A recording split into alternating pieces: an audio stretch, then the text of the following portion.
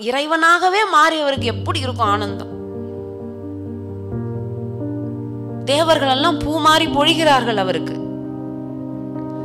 அப்படி ஒரு மகான் அன்னைக்கு ஞானம் அடையும் பொழுது தேவர்கள் வருகிறார்கள், பார்த்துக்கிட்டே இருக்காங்க. அவரு அப்படியே உட்காண்டிருக்காரு.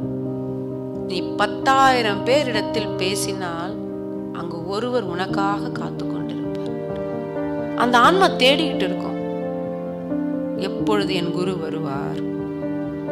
எனக்கு உருக்குச்சுங்க. ஒரு நெசவாளி மகள், 12 வயசு, ரொம்ப ஏழை பொண்ணு, பதறி ஓடி வந்து அந்த வகுப்புல உட்காருது. மகளே, உன் ஒருவர்த்திக்காகத்தான் நான் இங்கே வந்தேன். உன் ஒருத்திக்காகத்தான் இத்தனை பேருக்கும் நான் சொற்பொழிவாற்றினேன். புத்தர் அவர்கள் சொல்லுவாரு, புத்தர் விழிப்புற்று விட்டார். புத்தர் யார் என்றால் விழிப்பு நிலை, அவ்வளவுதான்.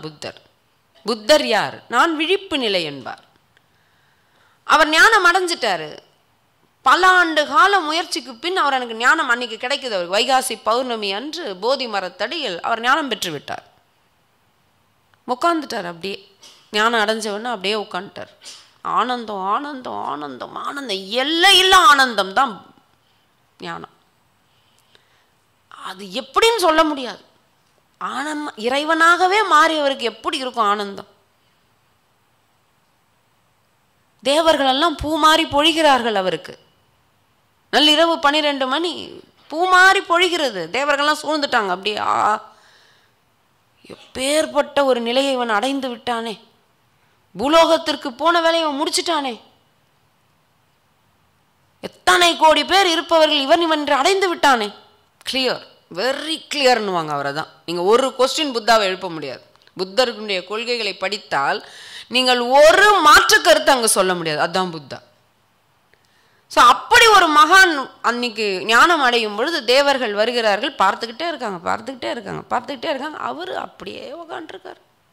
என்ன இவன் மக்களுக்கு போய் செய்தியை சொல்லணுமே, இவன் அடைஞ்ச ஞானத்தை, என்ன இவன் அப்படியே அமைதியான அமர்ந்து கொண்டு இருக்கிறான், போய் சொல்லணும்ல. பார்க்குறாங்க.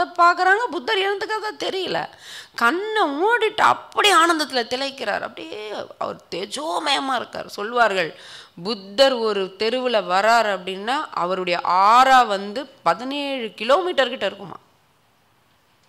17 கிலோமீட்டருக்கு முன்னாடியே புத்தர் வருவது எல்லாருக்கும் தெரியுமா, உணர்வு உடையவர்களுக்கு. ஆஹா, இங்கு புத்தர் வருகிறார். இன்னும் சொல்கிறார்கள், புத்தர் ஒரு இடத்தில் இருக்கிறார் என்றால் அங்கு புலியும் மானும் நண்பர்களாக ஒரே இடத்துல புத்தர் பக்கத்தில் வந்து படுத்துருமா. தன்னுடைய குணத்தை மறந்து விடும். அப்படி ஒரு ஆறா சக்தி அவர்கிட்ட. இதை சொல்ல வரேன்.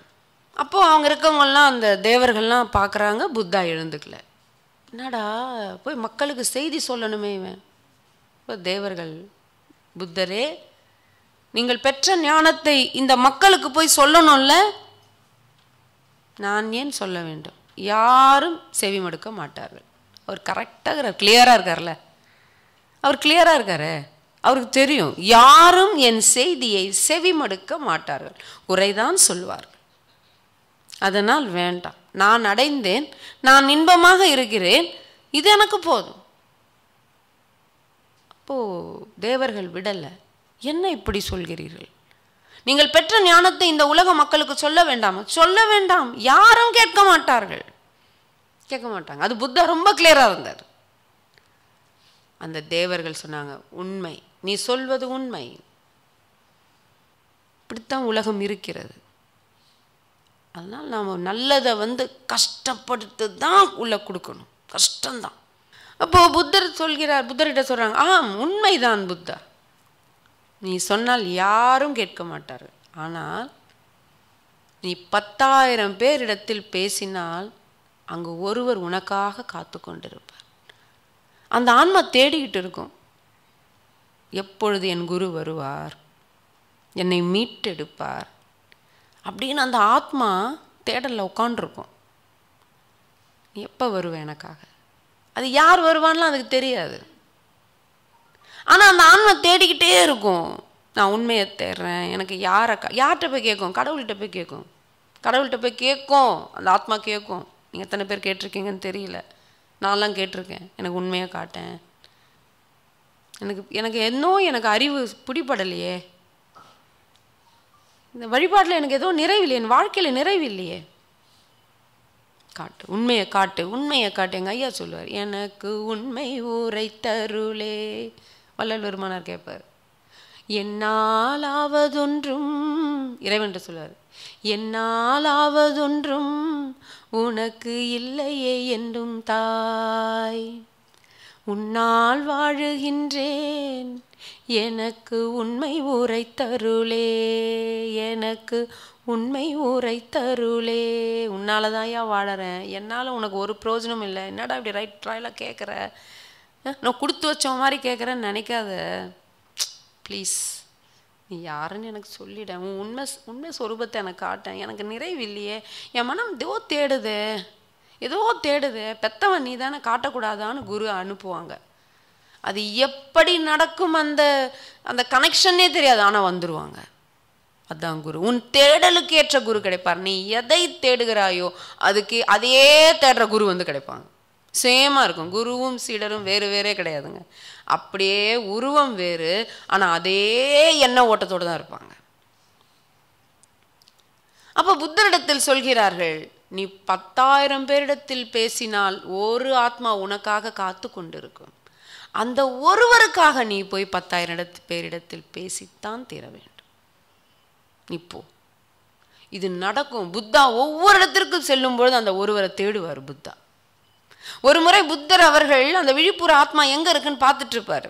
எனக்காக காத்து கொண்டிருக்கும் ஆத்மா எதுன்னு பார்ப்பாரு. அவருக்கு ரொம்ப கிடைக்கல. அப்போ ஒரு கிராமத்துக்கு போவார். கூட்டம் அவருக்காக அப்படி உட்காந்துருப்பாங்க. சும்மா புத்தாவை பார்க்கலாம், ஏதோ அழகாகிறாராமே, அதுக்கு தான் உட்காந்துருக்குங்க. ஏதோ ஒருத்தர் ஞானம் அடைஞ்சிட்டாராமே, தேடலோட இல்லை. அப்போ புத்தர் போகிறார், கூட்டம் கூட்டிடுச்சு. புத்தர் சொற்பொழிவு ஆரம்பிக்கல, அப்படியே உட்காந்துருக்காரு. கூட்டம் என்ன புத்தர் ஆரம்பிக்கல, அவர் பாட்டு மெடிடேஷனில் இருக்கார். அங்கே ரொம்ப எனக்கு உருக்குச்சுங்க. ஒரு நெசவாளி மகள், 12 வயசு, ரொம்ப ஏழை பொண்ணு. புத்தரை பற்றி கேள்விப்பட்டு புத்தரை பார்க்கணும். ஆனால் வீட்டில் வேலை, குழந்தைக்கு அவ்வளோ வேலை.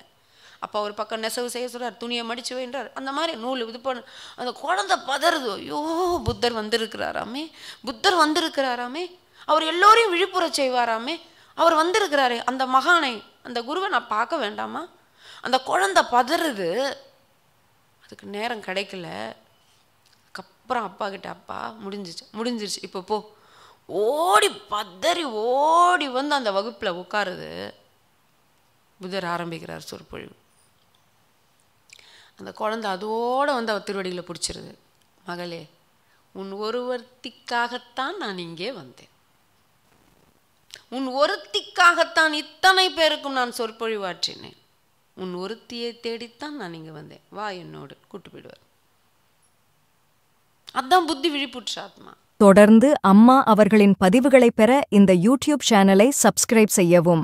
மேலும் விவரங்களுக்கும் அம்மா அவர்களின் நேரடி மற்றும் இணைய வழி வகுப்புகளில் கலந்து கொள்ளவும் டிஸ்கிரிப்ஷனில் உள்ள எண்ணை தொடர்பு கொள்ளவும்.